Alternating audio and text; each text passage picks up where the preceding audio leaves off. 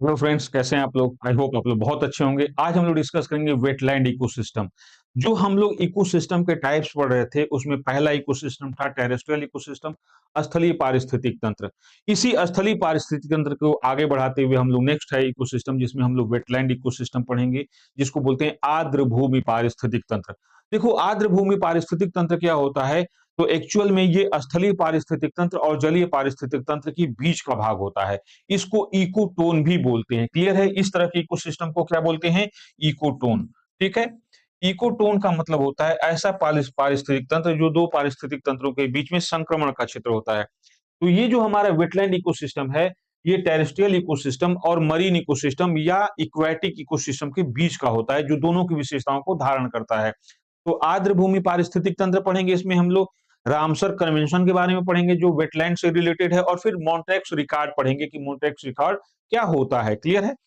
तो इसकी सबसे पहले हम लोग देखते हैं कि वेटलैंड्स क्या होते हैं, आर्द्र भूमि क्या होते हैं। देखो, आर्द्र भूमियां ऐसी हैं जिसको पहले समझ लेते हैं कि आर्द्र भूमि पारिस्थितिक तंत्र एक ऐसा पारिस्थितिक तंत्र होता है जो या तो पूरे वर्ष जलमग्न हो, या वर्ष के अधिकांश महीने जलमग्न हो, दलदली भूमि के रूप में हो, या झील हो, तालाब हो, इस तरह का क्षेत्र हो, और जो इकोसिस्टम में अपना बहुत ज्यादा पारिस्थितिक तंत्र के रूप से इसका बहुत ज्यादा इंपॉर्टेंस हो, और इसकी जो एनुअल डेप्थ हो, एनुअल जो डेप्थ हो, वो 6 मीटर से ज्यादा न हो। मतलब न्यून लो टाइड के समय, न्यून ज्वार के समय इसकी जो डेप्थ है वो 6 मीटर से ज्यादा न हो। आप ज्वार भाटा जानते हैं क्या है? कि सूर्य और चंद्रमा की गुरुत्वाकर्षण के बल से हमारा स्थल जो सागरी जल है, ये स्थल की ओर बढ़ता है तो उसे ज्वार कहते हैं, और जब ये पीछे की तरफ हटता है तो इसको भाटा कहते हैं। क्लियर है?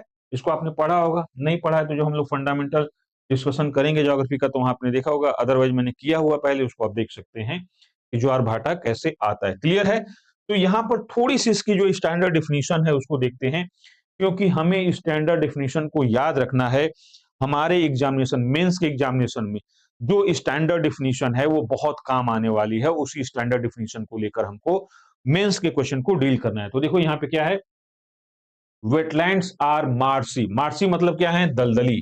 ठीक है? मार्सी वाटर एरियाज मतलब दलदली है या जलीय क्षेत्र है, where there is naturally or artificially, मतलब जहां जल प्राकृतिक रूप से हो या मानव द्वारा जल को वहां पर बनाया गया है, या एक तरह से अवरोध किया गया है, रोका गया है। स्टिल आर फ्लोइंग मतलब स्थिर जल हो या प्रवाहित जल हो। ठीक है? फ्रेश वाटर हो चाहे साल्टी वाटर हो, मतलब स्वच्छ जल हो या नमकीन जल हो। Marine or non marine water हो, मतलब सागरी जल हो या फ्रेश वाटर हो, स्वच्छ जल हो, इसके बीच में। क्लियर है? ये हो। और accumulation throughout the year or some months of the year. यहां पे जो जल जमाव है ये पूरे वर्ष हो या वर्ष के कुछ महीने हो। ठीक है? ये है whose depth does not exceed 6 meter at low tide. They are found in 5 to 6% of the entire land area of the earth. और ध्यान रखना कि आर्द्र भूमि ऐसा क्षेत्र हो जिसकी गहराई 6 मीटर से ज्यादा न हो, और वो भी कब? जब निम्न ज्वार आ रहा हो, जब सागर का जल स्थल की ओर आ रहा हो। तो एक होता है स्प्रिंग टाइड उच्च ज्वार, और एक होता है लो टाइड निम्न ज्वार। तो निम्न ज्वार के समय जिसमें ज्वार की ऊंचाई कम होती है, तो यहां पर इसकी गहराई 6 मीटर से ज्यादा ना हो। अगर 6 मीटर से ज्यादा गहराई हो जाएगी तो उसको मरीन इकोसिस्टम मान लिया जाएगा। क्लियर है? उसको हम लोग वेटलैंड के रूप में, जो कोस्टल वेटलैंड है, उसके रूप में रिकॉग्नाइज नहीं करेंगे। तो आर्द्र भूमियां ऐसा क्षेत्र होती हैं जो दलदली हैं या जल से भरी हुई हैं या जल जमाव वाली क्षेत्र हैं। ठीक है? जो या तो प्राकृतिक हैं या कृत्रिम हैं, जो स्थिर जल वाली हैं या प्रवाहित जल हैं। यहां पर या तो नमक का जल है, नमकीन जल है, या स्वच्छ जल है, या फिर यहां पर सागरी जल है, या फ्रेश वाटर या स्वच्छ जल स्थलीय जल है। और यहां पर जो जल जमाव है ये पूरे वर्ष बना रहता है या वर्ष के कुछ महीने बना रहता है, और निम्न ज्वार के समय इसकी अधिकतम गहराई 6 मीटर तक होती है। इन्हें हम लोग वेटलैंड कहते हैं, या इसको वेटलैंड कहा जाता है। पूरे पृथ्वी के 5 से 6% भाग पर वेटलैंड का एक्सटेंशन पाया जाता है वैश्विक स्तर पे। क्लियर है? तो ये हमारी वेटलैंड की स्टैंडर्ड डेफिनेशन हो गई, मानक परिभाषा हो गई। क्लियर है? अब हम आते हैं थोड़ा सा इसके और एक्सप्लेनेशन के बारे में। तो wetlands can also be defined as the transition zone between deep aquatic and terrestrial ecosystem. जैसे मैंने कहा कि इसको इकोटोन माना जाता है या ट्रांजिशन जोन माना जाता है, किसके बीच में? तो गहरे सागरी पारिस्थितिक तंत्र या सागरी पारिस्थितिक तंत्र और स्थलीय पारिस्थितिक तंत्र की इसको बीच का माना जाता है। ठीक है?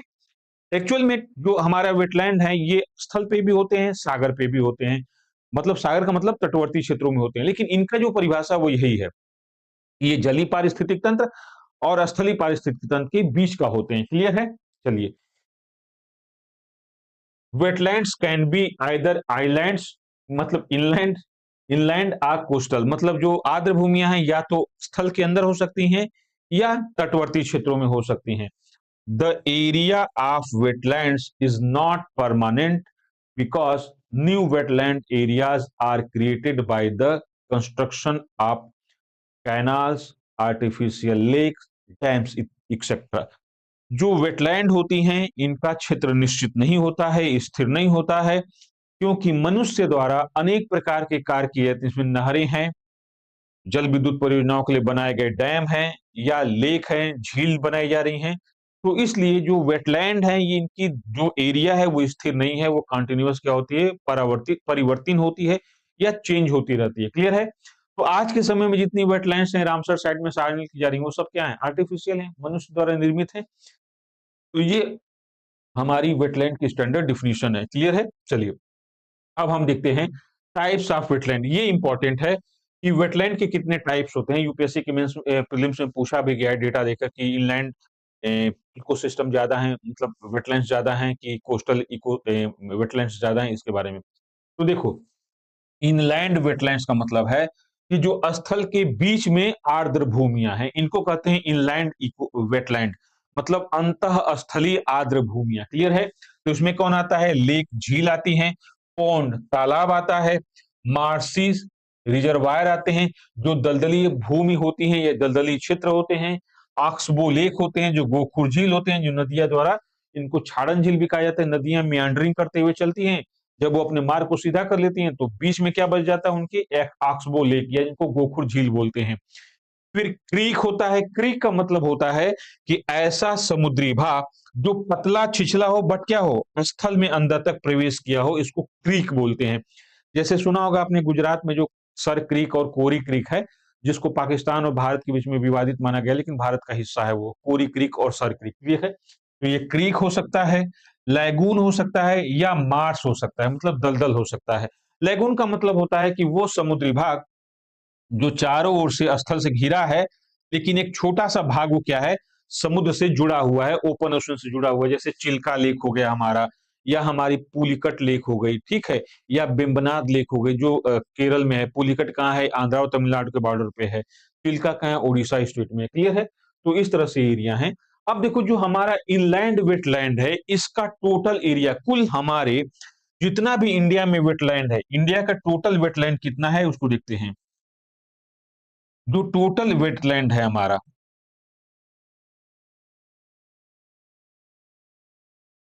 इसका ये जो हमारा है 73%, ये क्या है, ये टोटल हमारे इंडिया का जितना वेटलैंड है उसका 73% क्या है, इनलैंड वेटलैंड है। मतलब स्थल के अंदर है वेटलैंड। इंडिया के जितने भी हमारे यहाँ जितना भी वेटलैंड है उनके एरिया का लगभग 73% क्या है, इनलैंड वेटलैंड है। इसमें 43% क्या है, नेचुरल है, और 30% क्या है, आर्टिफिशियल या मैन मेड वेटलैंड है इंडिया में। ठीक है?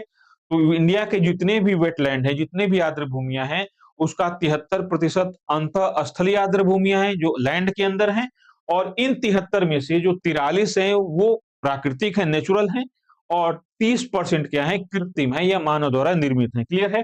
अब देखो, दूसरा है कोस्टल वेटलैंड। कोस्टल वेटलैंड का मतलब है कि जो कोस्टल एरिया में है, तटवर्ती क्षेत्रों में है, समुद्र के पास है। क्लियर है? तो देखो, इसमें क्या होते हैं, मैनग्रोव होते हैं। मैनग्रोव होते हैं, हम लोग मैनग्रोव को सिस्टम पढ़ेंगे तो वहां पर बहुत अच्छे से देखेंगे। एस्चुरीज होती हैं जो ज्वार नदमुख होती हैं। कोरल रीफ्स होते हैं, जो कोरल रीफ है उनको भी पढ़ेंगे। एक्वा कल्चर जो करते हैं हम लोग, जल कृषि करते हैं जिसमें मछली पालन है, केकड़ा पालन है या सीपी पालन है, ये सब होता है। लैगून्स हैं, ठीक है, लैगून्स भी ध्यान रखना कि यहाँ पर भी लैगून्स है और यहाँ पर भी लैगून्स है। दोनों में अंतर क्या होता है कि ये जो लैगून्स होती हैं ये ऑलमोस्ट स्थल से घिरी होती हैं, थोड़ा-सा भाग सागर से होता है। यहाँ पर जो लैगून्स हैं कोस्टल वाली, ये ऑलमोस्ट ओपन होती हैं, बहुत थोड़े एरिया स्थल से घिरी होती हैं, क्लियर है? बे या खाड़ियाँ हैं, जैसे बे ऑफ बंगाल के आसपास का एरिया छोटी खाड़ी। स्ट्रेट मतलब जलडमरू मध्य है, जो 2 वाटर बॉडीज को जोड़ने वाला नैरो चैनल है, वाटर चैनल है, क्लियर है? देखो हमारा टोटल जो वेटलैंड्स है इंडिया में, उसमें 73% क्या हो गए? 73% तो हो गए हमारे जो इनलैंड हैं, स्थल के अंदर हैं। तो बचा कितना? तो यहाँ बचा 27%। तो ये 27% क्या है? कोस्टल है। और इस 27 में से क्या है कि जो नेचुरल हैं वो 24% हैं। इस 27 में से 24% प्राकृतिक हैं और मैन मेड कितना है? 3% है। तो ये डेटा जरूर याद रखना। यहाँ पे एक डेटा और आपको याद रखना है, जब हम लोग प्रीवियस ईयर के क्वेश्चन करेंगे तो वहां पे कुछ डेटा को हम लोग डिस्कस करेंगे कि किस स्टेट में सबसे ज्यादा वेटलैंड्स की एरिया है, ठीक है? कौन सा इंडिया का स्टेट है जो सबसे ज्यादा वेटलैंड को धारण करता है, क्लियर है? तो ये थी। फिर एक हम लोग आगे डेटा देखेंगे कि सबसे बड़ा रामसर साइट कौन है, सबसे छोटी कौन रामसर साइट है। बट इस तरह से देखेंगे कि कौन सा स्टेट है जो सबसे लार्जेस्ट वेटलैंड एरिया को कवर करता है, धारण करता है, क्लियर है? तो आई होप आपने टाइप्स ऑफ वेटलैंड को देख लिया। अब हम लोग डिस्कस करते हैं इंपॉर्टेंस ऑफ वेटलैंड्स। जो हमारे आर्द्र भूमियां हैं, इनका महत्व क्या है, क्यों इन आर्द्र भूमियों का हमारे लिए महत्व है? तो पहला है, they are very important for the conservation of biodiversity. जाहिर सी बात है कि आर्द्र भूमियां जैव विविधता के मामले में बहुत संपन्न होती हैं और ये जैव विविधता को बना के रखती हैं, because they provide favourable condition and safe habitat for for nutrition and reproduction or to various organisms. मतलब ये होती हैं अनुकूल परिस्थितियां प्रदान करती हैं जहां पर जीव क्या करता है? फीडिंग एंड ब्रीडिंग करता है, जहां पे आवास और आहार दोनों प्राप्त करता है यहाँ पे, ठीक है? दे आर ए रिफ्यूज और वाटर बर्ड्स। ये जलीय पक्षियों के लिए क्या होती हैं? आश्रय स्थल होती हैं। जानते हैं कि जैसे अभी ठंडी के मौसम में तो बहुत से साइबेरिया से पक्षी भारत आए हैं ठंडी से बचने के लिए। तो ज्यादातर कहाँ होते हैं? इन्हीं वेटलैंड्स में होते हैं, आर्द्र भूमि में होते हैं, ठीक है? और ये क्या करता है कि ये जो है ड्रिंकिंग वाटर का क्या करता है? प्रोवाइड कराता है जानवरों के लिए, क्लियर है? तो पहला तो ये है। दूसरा है helpful in balancing the environment. ये हमारे पर्यावरण या पारिस्थितिक तंत्र को संतुलित रखने में महत्वपूर्ण भूमिका निभाता है, because they are a good source of oxygen and also keep the temperature balance. जाहिर सी बात है कि आर्द्र भूमियों के जो पादप हैं वो प्रकाश संश्लेषण करते हैं। प्रकाश संश्लेषण की प्रक्रिया में कार्बन डाइऑक्साइड अवशोषित करते हैं और ऑक्सीजन रिलीज करते हैं। तो इस एरिया में ऑक्सीजन अच्छी खासी मात्रा में पाई जाती है और ये जो आर्द्र भूमियां हैं ये तापमान को नियंत्रित रखने में अपनी महत्वपूर्ण भूमिका निभाती हैं। आर्द्र भूमियां तो मतलब टेम्परेचर को ये क्या करती हैं?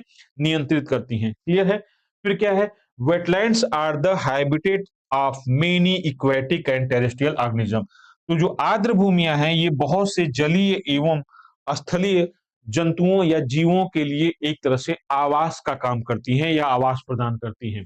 Therefore their ecological productivity and biodiversity are higher than that of the lake।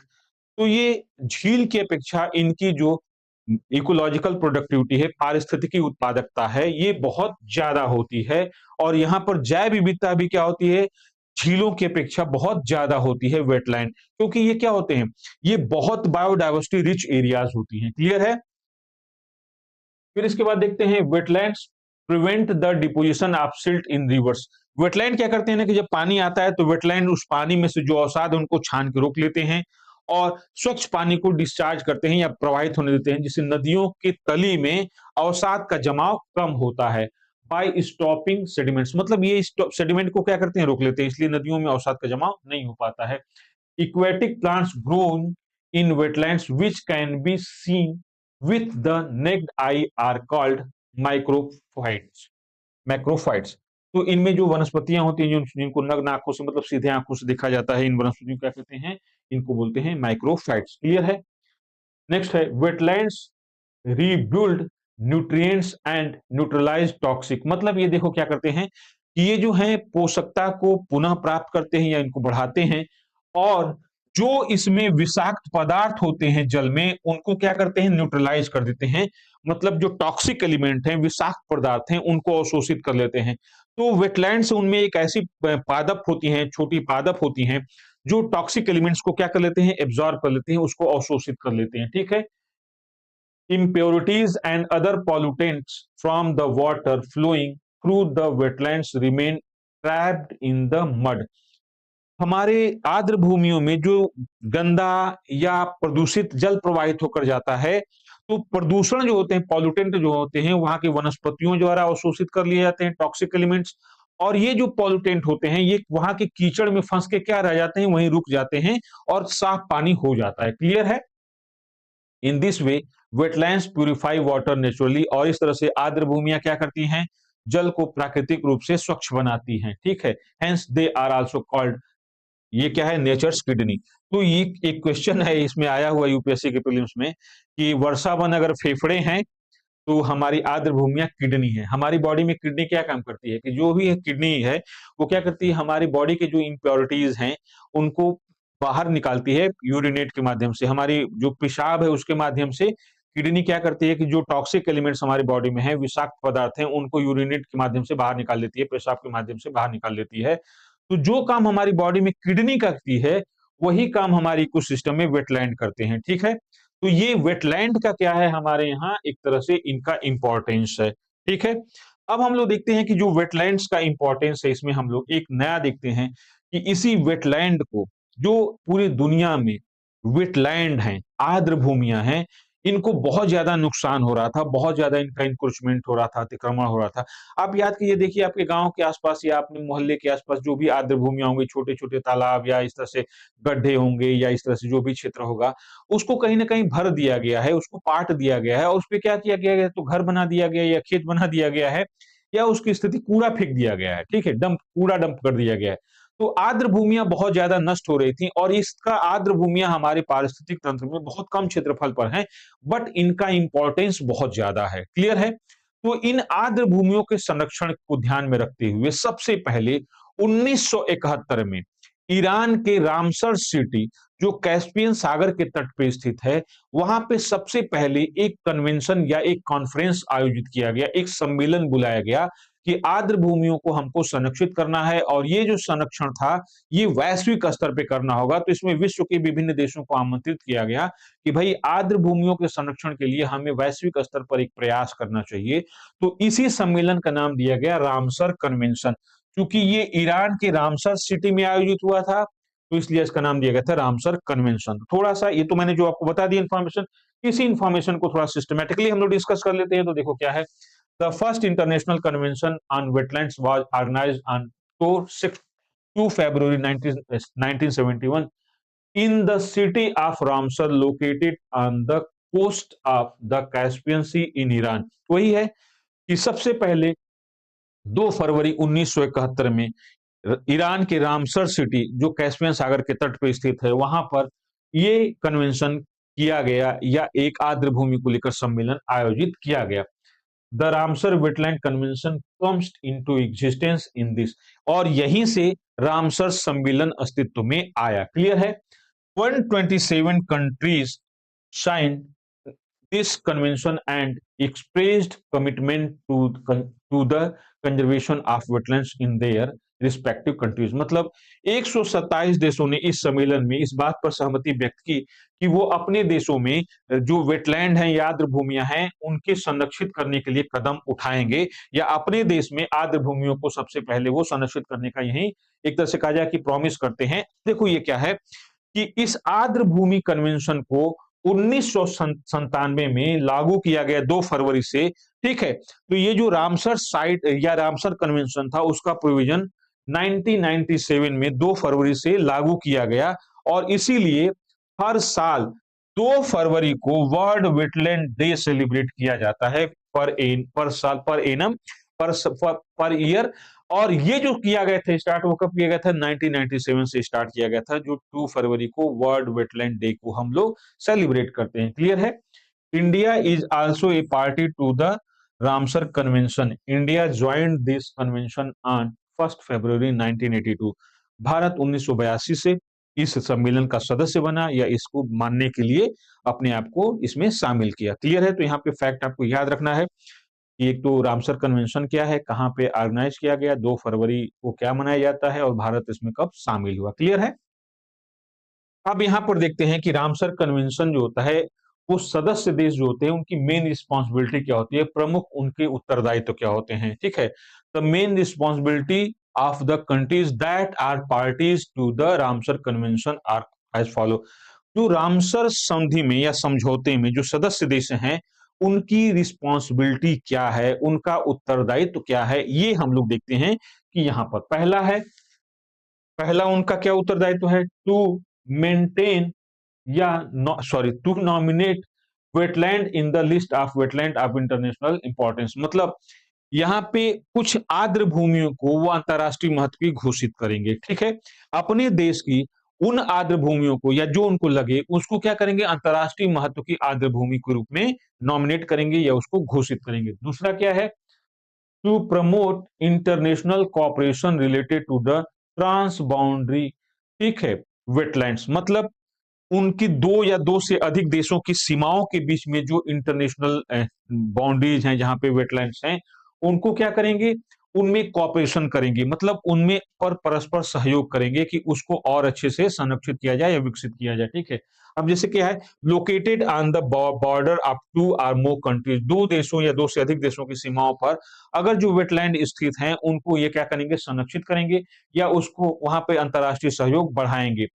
Shared water system या 2 देशों की सीमाओं पर जो जल क्षेत्र है शेयर करते हैं, जैसे उसमें क्या हो गया, रिवर्स हो गई या वैली हो गई या रिवर वैली हो गई या कोई लेक हो गया या कोई पॉन्ड हो गया या कोई सैलो सी वाटर हो गया, तो उसको क्या करेंगे, यहाँ पर 2 देशों की सीमाओं के बीच में, 2 या 2 से अधिक देशों की सीमाओं के बीच में जो आर्द्र भूमियां हैं, उनके संरक्षण के लिए क्या करेंगे, वो उसको प्रमोट करेंगे, इंटरनेशनल कोऑपरेशन के लिए, अंतरराष्ट्रीय सहयोग के लिए उसको बढ़ाएंगे या उसमें प्रयास करेंगे। क्लियर है? फिर क्या करेंगे, to promote the wise use of wetlands in their areas. जो आर्द्र भूमियां हैं उस उनका रेशनल यूटिलाइजेशन का मतलब है तार्किक उपयोग, मतलब अंधाधुन उपयोग न किया जाए, उनको इस तरह से उनका उपयोग किया जाए जिससे इनके सेहत पर या हेल्थ पर वेटलैंड की कोई बुरा प्रभाव न पड़े। एडवर्स इफेक्ट को कम रखते हुए उस वेटलैंड के वाइज यूज को क्या करेंगे, प्रमोट करेंगे, जिसको बोलते हैं रेशनल यूटिलाइजेशन ऑफ वेटलैंड्स। जो आर्द्र भूमियां हैं उनका तार्किक उपयोग का मतलब है कि उनके हेल्थ पे कोई एडवर्स इफेक्ट ना आए। क्लियर है? फिर क्या है, टू क्रिएट वेटलैंड्स रिजर्व। ज्यादा से ज्यादा क्या करना है कि वेटलैंड संरक्षित क्षेत्र घोषित किया जाए या वेटलैंड रिजर्व बनाया जाए। क्यों? क्योंकि वेटलैंड तभी संरक्षित रह सकते हैं। तो ये क्या है, मेन रिस्पॉन्सिबिलिटी दी गई थी, जो क्या बोलते हैं, जो इसके पार्टीज कंट्रीज हैं, जो इसके क्या है, सदस्य देश हैं या मेंबर्स हैं, उनको बीच में ये चीज कहा गया। ठीक है, अब आते हैं Ramsar sites in India. Bharat में रामसर साइट्स क्या-क्या हैं, उनके बारे में देखते हैं। तो अभी दिसंबर 2025 तक भारत में 96 रामसर साइट हो गए हैं, जिसमें छत्तीसगढ़ और राजस्थान की एक-एक साइट शामिल हुए हैं। पहले 94 थी नवंबर में, दिसंबर में 2 और शामिल की गई हैं, इसलिए भारत में रामसर साइट कितनी हो गई, 96 हो गई हैं।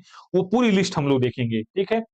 चिल्का लेक जो ओडिशा में है एंड केवलादेव नेशनल पार्क जो राजस्थान में, जिसका नाम पहले घाना पक्षी विहार था, where designated as the first Ramsar site in 1981।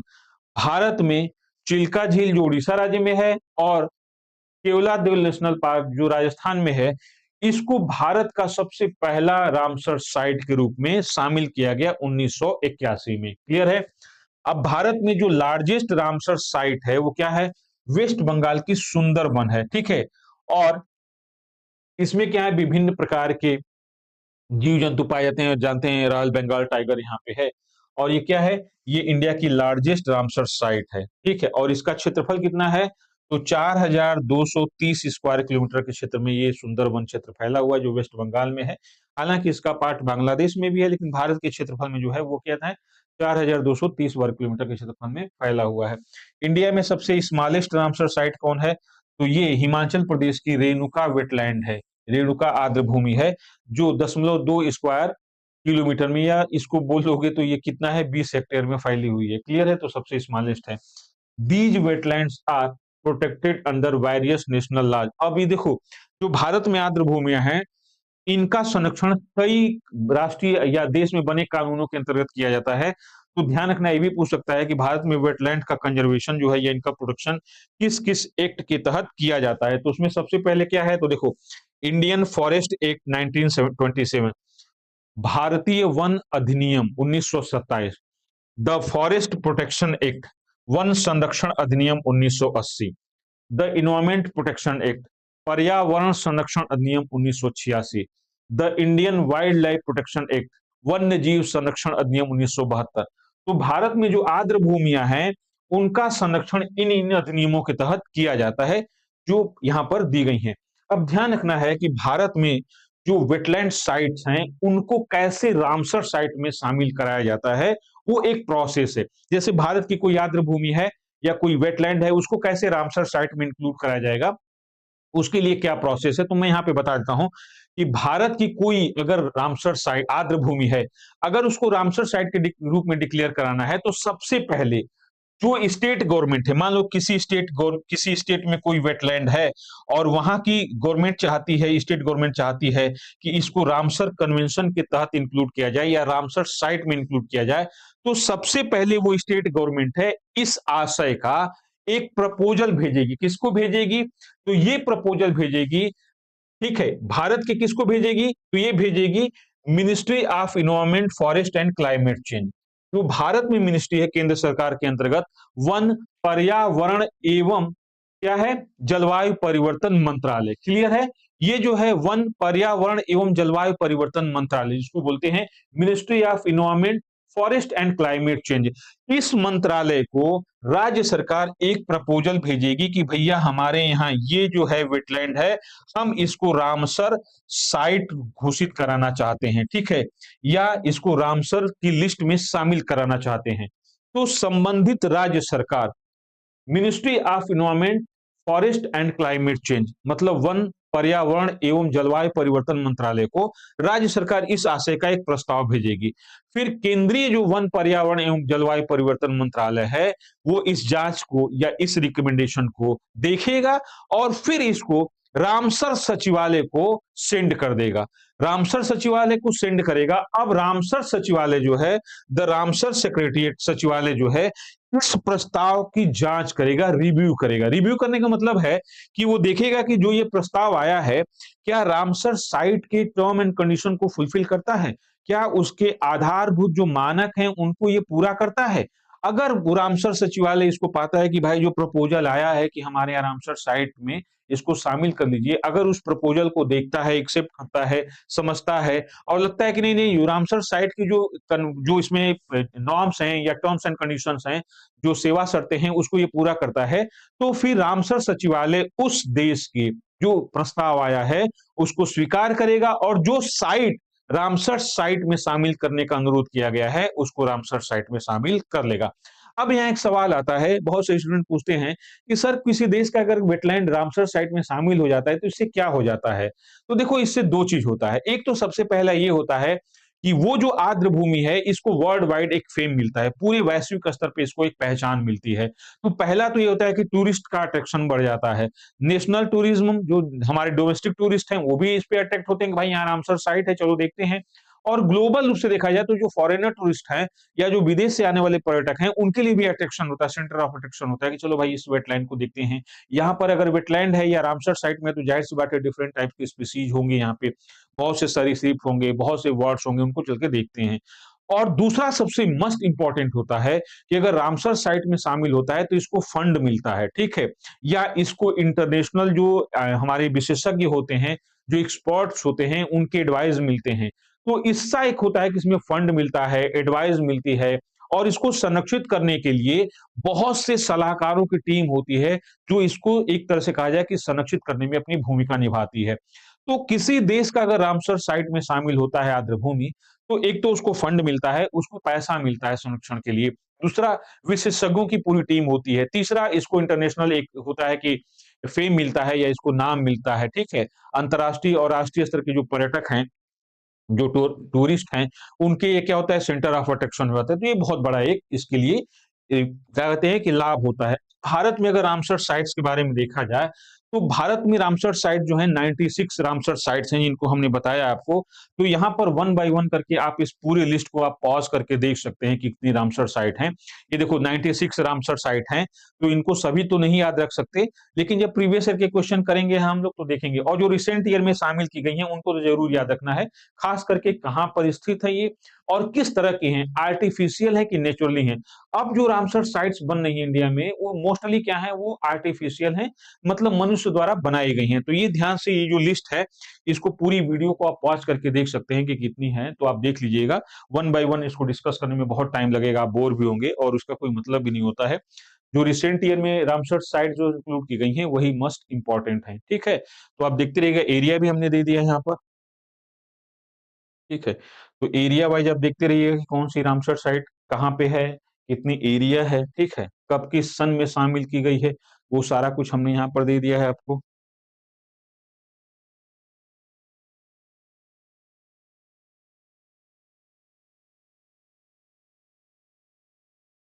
ठीक है, तो इस तरह से जो हमारी रामसर साइट्स हैं, 96 रामसर साइट जो हैं, जो अभी दिसंबर 2025 तक बनी हुई हैं, इन सारी रामसर साइट्स की हमने यहाँ पर लिस्टिंग कर दी है। इन सारी रामसर साइट्स को आप देख सकते हैं, इनके बारे में जान सकते हैं। आपको बहुत क्यूरियोसिटी होगी तो आप पूरा देख लीजिएगा किस स्टेट में है, किस सबसे ज़्यादा किस स्टेट में, तमिलनाडु में सबसे ज़्यादा हैं, सेकंड नंबर पे किसमें है, ठीक है? सबसे पहले किसमें बनी है, ठीक है? जो छत्तीसगढ़ वाली है, ये छत्तीसगढ़ की पहली रामसर साइट है, ठीक है? ओपरा रिजर्वायर जो है, ठीक है? तो ये सब देख लीजिएगा रामसर साइट्स, क्लियर है? आई होप इसको आप समझ रहे होंगे। इसके बाद एक और रामसर साइट से एक रिकॉर्ड है जिसको बोलते हैं मॉन्ट्रेक्स रिकॉर्ड। तो मॉन्ट्रेक्स रिकॉर्ड क्या है इसके बारे में देखते हैं, ठीक है? तो नेक्स्ट जो हमारा इसमें है रामसर साइट्स का या वेटलैंड का अगला सेक्शन है वो है मॉन्ट्रेक्स रिकॉर्ड। देखो जो मॉन्ट्रेक्स रिकॉर्ड है, ये मॉन्ट्रेक्स रिकॉर्ड भी ये क्या है वेटलैंड से रिलेटेड है। ज़ाहिर-सी बात है कि कुछ ऐसे जो वेटलैंड्स हैं, जो बहुत ज़्यादा डेंजर में हैं, उनको नियर फ्यूचर में आगे वाले भविष्य में या अभी उनको बहुत ज़्यादा नुकसान हो गया है और उन पे बहुत ज़्यादा अगर ध्यान नहीं दिया गया तो उन वेटलैंड्स को बहुत ज़्यादा नुकसान होने की प्रोबेबिलिटी है। तो इसको क्या करते हैं मॉन्ट्रेक्स रिकॉर्ड में शामिल करते हैं। फॉर एग्ज़ाम्पल ऐसे देख लो कि कोई पेशेंट अगर है पहला होता है कि पेशेंट, पेशेंट मतलब आर्द्र भूमि। अगर इस पेशेंट को हम चाहते हैं कि नहीं, अपने आप ठीक नहीं होगा, तो इसको हम हॉस्पिटल में लेके जाएँ भाई। तो उसको फिर समझ लो रामसर साइट में शामिल करा लिया गया कि हॉस्पिटल में डॉक्टर के पास दिखाने लेके चले गए। कोई आदमी बीमार है, तो उसको हॉस्पिटल में लेके चला गया, हॉस्पिटल में उसको दिखाया गया। पहले तो बीमार है तो समझ आ गया कि बीमार आदमी है भाई। अगर इसकी कंडीशन अपने आप सही नहीं हो सकती है, तो समझ लो इसको एक तरह से हॉस्पिटल में ले जाएँ। तो हॉस्पिटल क्या है, रामसर साइट हो गया कि हॉस्पिटल में जाके दिखाए। अब डॉक्टर देखता है कि भाई इसकी कंडीशन तो बहुत क्रिटिकल है तो उसको एडमिट कर लेता है, अपने यहाँ क्या कर लेता है भर्ती कर लेता है।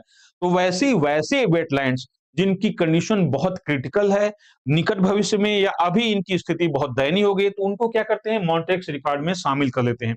अब मॉन्ट्रेक्स रिकॉर्ड में शामिल करने का मतलब है कि जैसे डॉक्टर अपने यहाँ एडमिट करेगा तो क्या करेगा, आपकी देखभाल बहुत अच्छे तरीके से करेगी, वार्ड बॉय है या जो नर्स है या डॉक्टर है आपका क्या करेगा, टाइम टू टाइम आपका चेकअप करेगा, मेडिसिन वगैरह सब कुछ देगा। वैसे ही मॉन्ट्रेक्स रिकॉर्ड है कि जो आर्द्र भूमियां मॉन्ट्रेक्स रिकॉर्ड में शामिल की गई होती हैं, उन आर्द्र भूमियों की बहुत अच्छी तरीके से देखभाल की जाती है, इनको बहुत अच्छा फंड मिलता है, बहुत अच्छा विशेषज्ञों की इनको सर्विसेज मिलती हैं, इनकी देख-रेख बहुत होती है, मतलब समझ लो इनका कि एक तरह से ये गहन चिकित्सकीय आईसीयू में है, ठीक है? तो उनको इसमें मॉन्ट्रेक्स रिकॉर्ड में शामिल किया जाता है, ठीक है? तो यहाँ ध्यान रखना है कि मॉन्ट्रेक्स रिकॉर्ड में भारत की जो पहला रजिस्टर्ड साइट है या इंडिया की वेटलैंड्स हैं, वो क्या हैं उनके बारे में देखते हैं और इसका इंपॉर्टेंस देख लेते हैं कि वेटलैंड्स जो मॉन्ट्रेक्स है उसमें क्या है और फिर देखेंगे कि भारत की कौन सी साइट है जो मॉन्ट्रेक्स रिकॉर्ड में पहली बार शामिल की गई और कौन-कौन सी जो साइट्स हैं जो मॉन्ट्रेक्स रिकॉर्ड में हैं। तो देखो यहाँ पे क्या है under the Ramsar convention the Montreux record is a register of wetland sites on the list of wetlands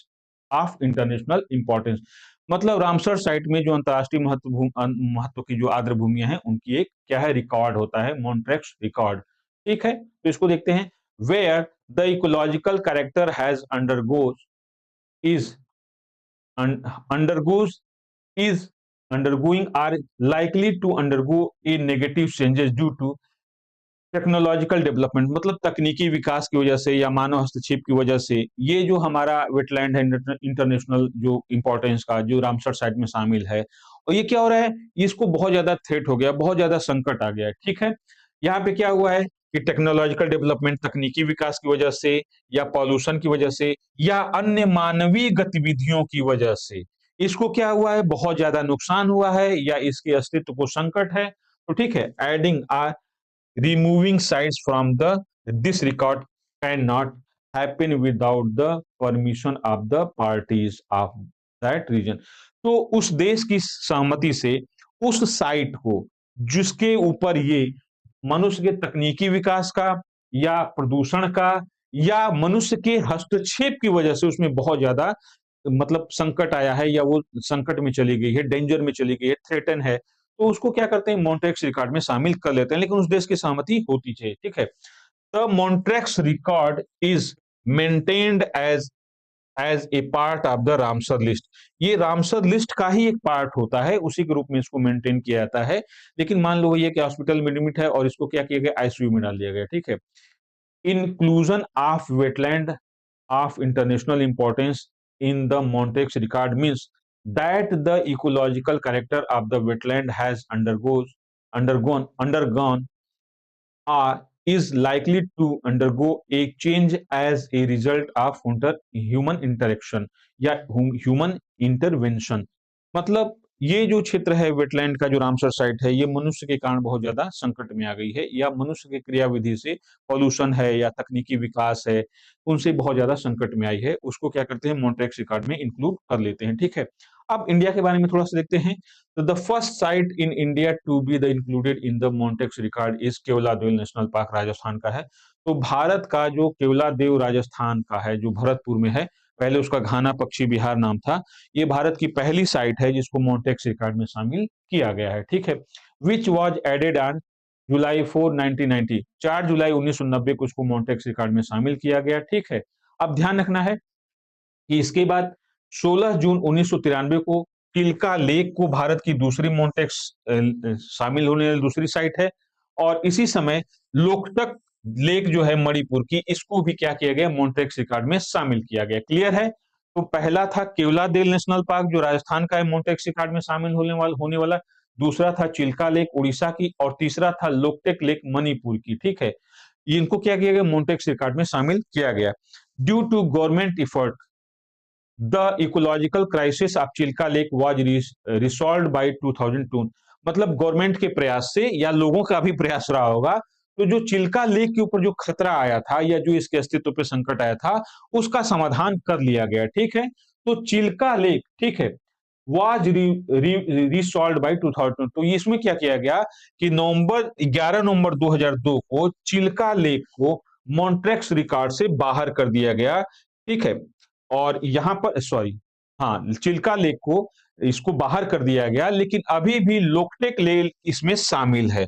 ठीक है, तो चिल्का लेक को दूसरा जो साइट थी जो मॉन्ट्रेक्स रिकॉर्ड में शामिल किया गया उसको तो अब बाहर कर दिया गया है, लेकिन दो साइटें जो है केवलादेव नेशनल पार्क राजस्थान वाला और लोकटक झील जो है मणिपुर वाली, ये अभी भी क्या है कि हमारी ऐसी वेटलैंड्स हैं जो मॉन्ट्रेक्स रिकॉर्ड में शामिल हैं। ठीक है, तो यहाँ ध्यान रखना है कि चिल्का लेक में तो बाकी समस्या का समाधान हो गया था तो उसको बाहर निकाल दिया गया। ठीक है कि भाई चलो इसको बाहर करते हैं, उसको इस मॉन्ट्रेक्स रिकॉर्ड से 11 नवंबर 2002 को बाहर कर लिया गया लेकिन लोकटक झील इसमें शामिल रही। ठीक है, और पहले जो था केवलादेव नेशनल पार्क वो अभी भी शामिल है। तो इस समय करेंटली दो ऐसी इंडिया की वेटलैंड्स हैं या रामसर साइट्स हैं जिसमें केवलादेव नेशनल पार्क और लेक मणिपुर की, ये दोनों मॉन्ट्रेक्स रिकॉर्ड में शामिल हैं। तो यहां से याद रखना है, पहला तो याद रखना है कि मॉन्ट्रेक्स रिकॉर्ड होता क्या है, तो ये रामसर साइट के अंतर्गत ही या रामसर कन्वेंशन के अंतर्गत ही एक रिकॉर्ड होता है जिसमें उन रामसर साइट्स को शामिल किया जाता है जो मानव की तकनीकी विकास, प्रदूषण या मानव के हस्तक्षेप के कारण उनके अस्तित्व पर संकट आ गया है या आने वाला है। तो उनको क्या करते हैं कि मॉन्ट्रेक्स रिकॉर्ड में शामिल कर लेते हैं। मॉन्ट्रेक्स रिकॉर्ड में शामिल करने का मतलब है कि अब इनको बहुत अच्छा खासा फंड मिलेगा, कंजर्वेशन के लिए बहुत ज्यादा इनको जो एक्सपर्टीज हैं वो मिलेंगी और इनके ऊपर विशेष ध्यान दिया जाएगा। तो भारत का पहला है वो केवलादेव नेशनल पार्क है जिसको शामिल किया गया था, कब, ये किया गया था 4 जुलाई 1990 को। दूसरी साइड थी चिल्का झील और तीसरी साइड थी लोकटक झील मणिपुर की, जो कब शामिल किए गए थे? 16 जून 1993 को। बाद में क्या किया गया कि जो चिल्का झील थी उसके ऊपर आया हुआ संकट समाधान हो गया, सरकार की बहुत प्रयास हुआ, लोगों का बहुत प्रयास हुआ, तो 11 नवंबर 2002 को जो चिल्का लेक है इसको मोंटेक्स रिकॉर्ड से बाहर कर दिया गया। लेकिन अभी भी केवलादेव नेशनल पार्क राजस्थान का और लोकटक लेक एरिया जो है, जो मणिपुर की है, ये मोंटेक्स रिकॉर्ड में शामिल है। क्लियर है? तो ये हम लोग को ध्यान में रखना है कि मोंटेक्स रिकॉर्ड क्या होता है और मोंटेक्स रिकॉर्ड के ऊपर कैसे गवर्नमेंट ने और रामसर ने काम किया। क्लियर है?